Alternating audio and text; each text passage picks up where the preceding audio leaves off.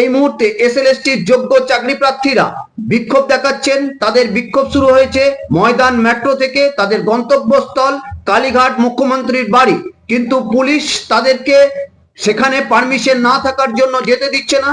ধস্তাধস্তি শুরু হয়েছে, পুলিশ ধরপাকড় শুরু করছে।